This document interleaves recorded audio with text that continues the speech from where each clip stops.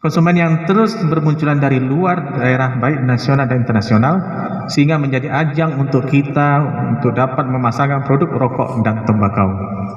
Langkah ini merupakan salah satu langkah yang dapat memajukan perekonomian kita di tingkat pemerintahan Kabupaten Aceh Tengah.